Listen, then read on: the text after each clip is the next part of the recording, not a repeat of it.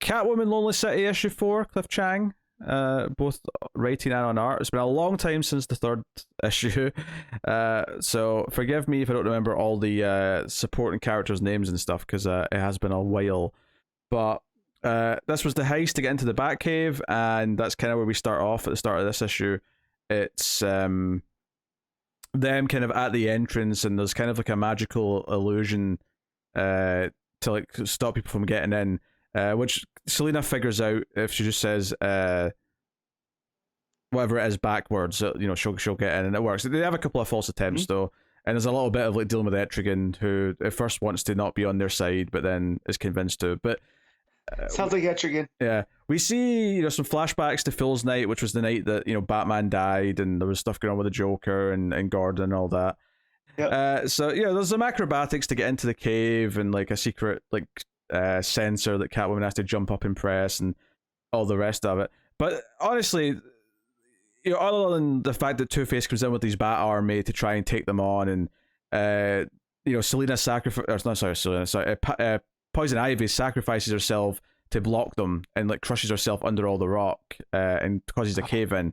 So she has a big death, which leads to kind of a nice thing at the end, where there's like a poison ivy looking tree that's grown in the rubble of Wayne Mansion and stuff.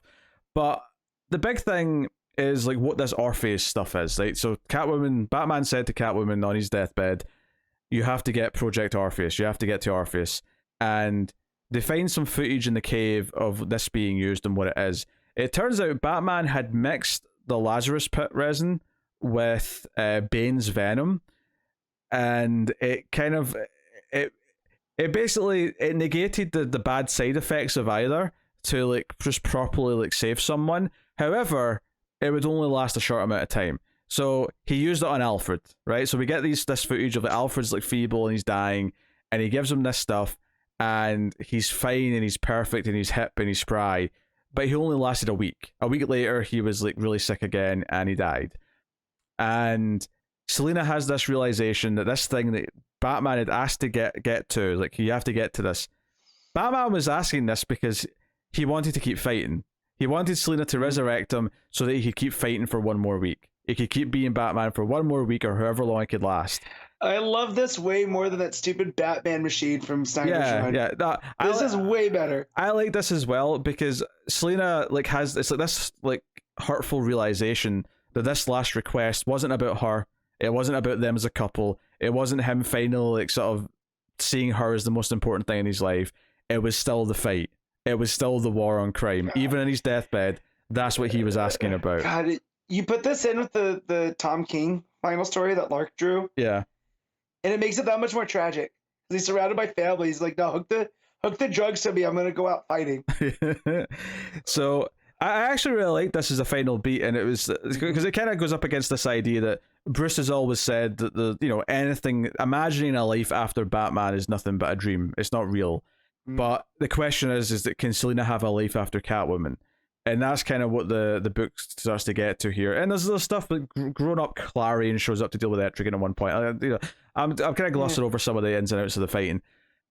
Because to me, the interesting stuff is the ending, and it is this idea that Selena does somehow get out of this fight, right? Two-Face is caught on camera shooting some of his cops, so he goes back to Arkham. He's not a mayor anymore.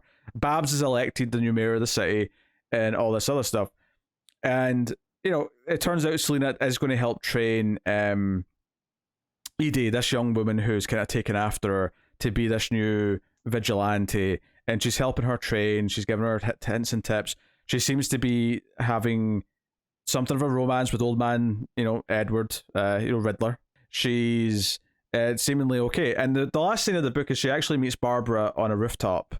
And Babs is basically kind of like Commissioner Gordon here, where she's saying, hey, my dad, like, he was like half deaf in one ear, so he was easy to sneak up on. Doesn't work with me. So Selena like steps out from behind the door, and they have this conversation about how Babs is like, look, I want to do this the right way, but sometimes, like my dad understood this, Bruce understood this, that sometimes there's some conspiracies and there's some bad things that need to be brought out of the shadows into the light, and someone working outside the system can do that, and that's why Batman existed. And maybe you and your team could be that now. And is basically asking Selena to sort of be that for her. And it comes right after they're talking about how the city is kind of hard to recognize. There's all these new buildings that are made out of glass that light up at night, and it doesn't really look like the Gotham of old. And Selena's response to all this like request is like, she's like, I'm sorry, but honestly, now that I'm looking at these buildings again, I actually think they look quite nice. They look like jewels in the city. And you see this big city sky shot of like, there's a blue building, a green building, a purple building. They're all lit up in different colors.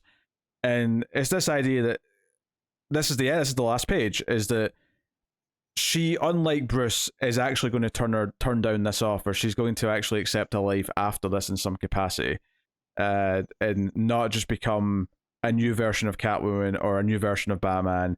She's going to actually accept some closure and move on. So it's kind of a happy ending. It's kind of this old age, coming of age story about leaving behind all these things. And it's not necessarily shitting on the legacy of Batman or shitting on like how she was with him, but accepting that I'm not like him. I don't have to like stick to this and like be obsessed with it my whole life. I can be something else. I can be happy in other ways. So yeah, it's got a nice ending. I liked it as an examination of her. And to be honest, if I'm comparing this to Batman Catwoman that Tom King did, which is one of the Tom King things that we weren't so hot on, I do think this is a much more satisfying ending to her that kind of separates her from Batman, and like this realization that he was never going to not be Batman and that she can be something else is kind of like a nice happy ending that's brutally honest about who Batman is in a negative way without shitting on him, and let Selena be her own character at the end and sort of move on. So yeah. It's good. I like that a lot. So that Project Orpheus with the name, right? So in mythology, Orpheus is they brought this up in the they did? I just didn't bother explaining it.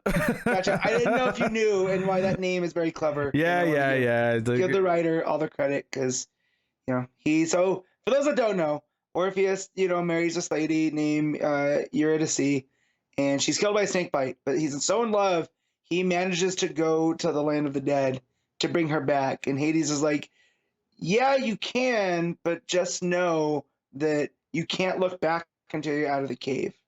So he's going, he doesn't look back. He gets to the very end. He hasn't heard from her. He looks back, and she goes back to the land of the dead. And so there's just this whole idea of Project Orpheus allowing him to go back but not stay back. Very, very clever. So good. And even that not looking back thing, you could apply that to Selena in that she had to move forward and not look back, or she would never have left the cave. Literally in this case, because it's a back cave. But there's some thematic things there that are kind of nice in the way it ties up. That.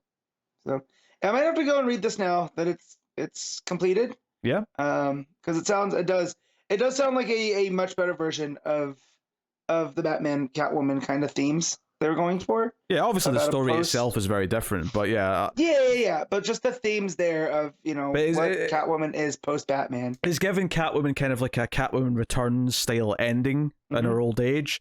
This was a better story, I think, that pulled that off better. And it gives it gives some dramatic deaths to a lot of other characters. Poison Ivy's dead at the end of this. Killer Croc's dead at the end of this.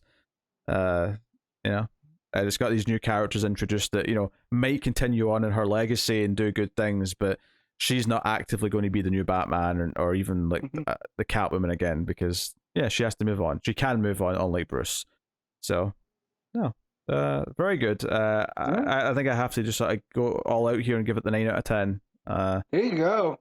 Yeah, no, it was such a good, satisfying conclusion where I didn't really know where this was going with the landing, and I never really questioned what the Orpheus thing was, because I didn't think it could be satisfying, but I actually think the realization it gave Catwoman made it so satisfying that I'm like, you know what, this really stuck the landing.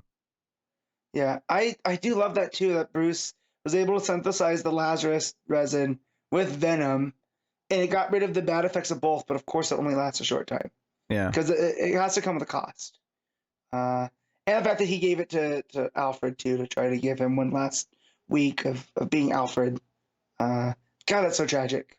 Yeah, but there is like a sweetness to it where Alfred, even he's getting sick again, he's like, no, I will, like, I have very few regrets, but the one regret I will not have is keeping you from doing what you do. So you're going to go out there tonight, sir, and be Batman, blah blah blah. See, that's this is the Batman I love, is that type of stuff, those big themes, Yeah. you know, and that Bruce is still looking over Alfred after Alfred looked after him all those years. So, ah.